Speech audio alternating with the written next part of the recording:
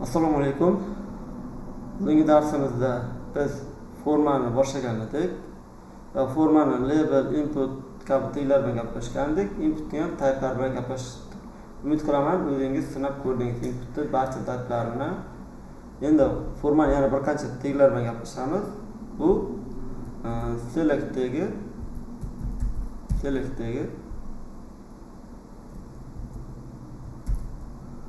bu ham xuddi will liga o'xshaydi. Ro'yxat hosil qilib berish uchun faqat ro'yxatimiz endi tanlanadi. Ya'ni select degan tanlash degani ixtiyoriy bittasini tanlashimiz kerak.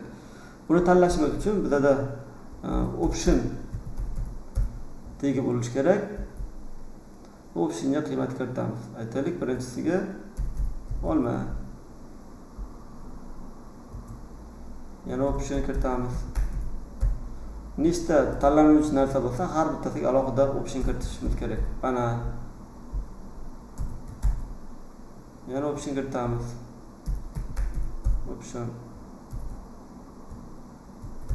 Anor option uzun. Endi bir sinab ko'radigan bo'lsak, mana bizda olma chiqyapti.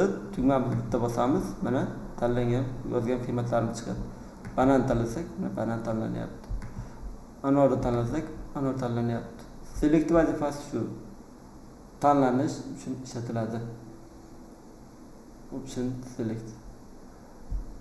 Bundan tashqari yana text area deganlar ham bor.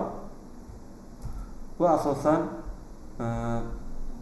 ko'proq kodlar uchun ishlatiladi. Ya'ni ko'proq matn kiritish uchun ishlatiladi text area. Mana bu yerga to'g'rimaysiz, bu yerda qandaydir hozir xatoni chiqarib yubordi text area. Shuni qayta o'taylikchi. Buni bir yangilab olish kerak shekilli. Text area.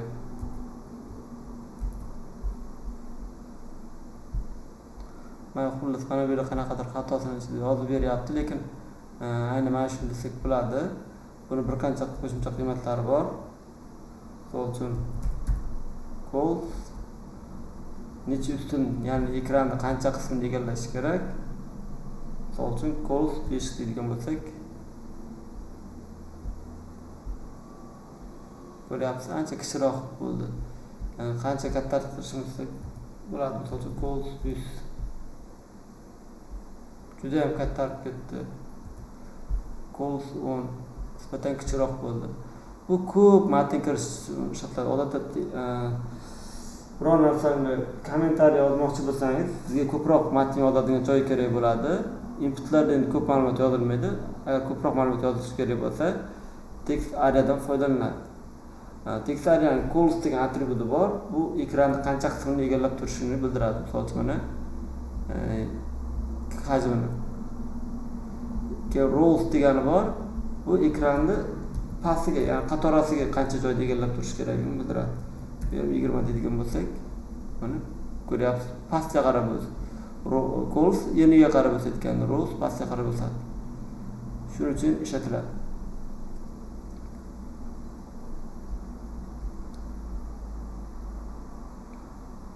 Bu hozirda forumda asosiy ishlatiladigan taglar shulardan iborat edi. Ya'ni bundan tashqari o'tgan label va input. Qisman oxirida ko'rdik, button ham bor edi. Tugma vazifasini o'tab beruvchi button.